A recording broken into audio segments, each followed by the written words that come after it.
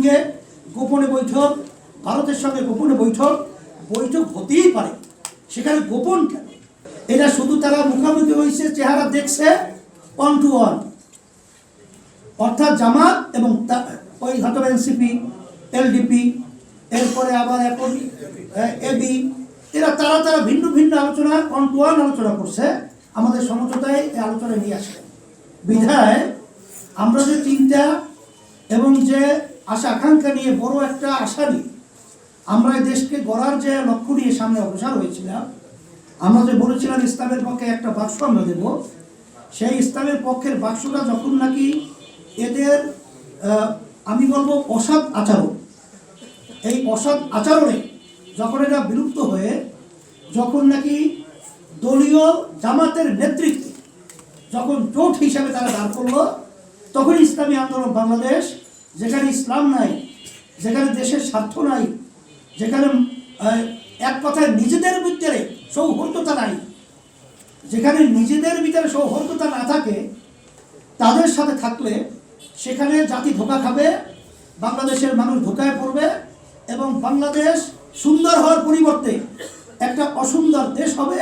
এরপরে আমরা দেখেছি তারা কি চায়, তারা বিভিন্ন জায়গায় দেখেছি আমেরিকার সাথে তারা গোপনে বৈঠক করে, সেখানে আমাদেরকে উগ্রবাদী হিসাবে সেখানে তারা উপস্থাপন করেছে।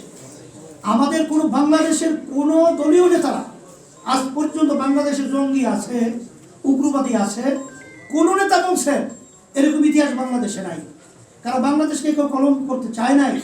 কিন্তু আমাদের দুঃখ সহকারে বলতে হয়, জামাতের নায়েবে আমির আব্দুল্লাহ মোহাম্মদ তাহের সাহেব, সে আমেরিকার দূতাবাসে সে আমাদেরকে জঙ্গি হিসাবে উপস্থাপন করে এবং সেখান থেকে আমাদেরকে ফিরিয়ে এনে আসবে, এটা আমরা অত্যন্ত দুঃখিত এবং ঘৃণা ভরে আমরা ধিক্কার জানাই।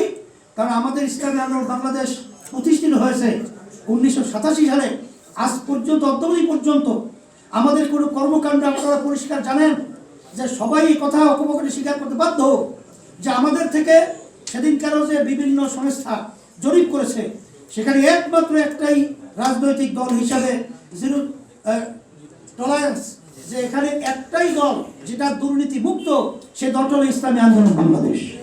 কিন্তু সেখানে আমাদেরকে উগ্রবাদী জঙ্গিবাদী হিসাবে উপস্থাপন করায় আমরা ঘৃণা করে কঠিনভাবে এটাকে আমরা ধিক্কার জানিয়ে এটা প্রত্যাখ্যান করছি। এই জন্যে আমরা যখন দেখছি যেখানে ইসলামের স্বার্থ নাই, ইসলামের বাক্স নাই, এখানে মানবতার এবং দেশের কোনো স্বার্থ নাই, আমেরিকার সঙ্গে গোপনে বৈঠক, ভারতের সঙ্গে গোপনে বৈঠক হতেই পারে, সেখানে গোপন কেন? এবং ভারত থেকে তো পরিষ্কার বলেছে যে এটা ধারাবাহিকতার অংশ, তাহলে বোঝা গেল তাদের বৈঠক আরও আগে অনেক চলছে। এই দিক থেকে ইসলামী আন্দোলন বাংলাদেশ, যেহেতু আমরা ইসলামের জন্য দেশ এবং মানবতার কল্যাণের জন্য রাজনীতি করি, এই জন্য আমরা ওখানে থাকতে পারি নাই।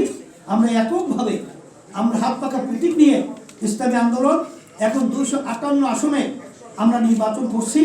আলহামদুলিল্লাহ, অনেকে হয়তো মনে করতে পারেন যে আমরা একা হয়ে গেছি, না, আমরা একা হই নাই।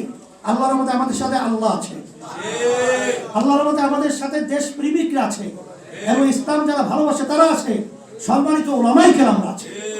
এই জন্য আমরা সারা দেশের ভিতরে সর্বশ্রেণী সর্বমহলে এমনকি সংখ্যালঘুদের কাছেও আমাদের গ্রহণযোগ্যতা এবং আন্তরিকতা আমরা অনেক পাইতেছি এবং আল্লাহর রহমতে আশা করি যে আল্লাহর রহমতে আমরা বিজয় হব ইনশাআল্লাহ। ধন্যবাদ সবাইকে।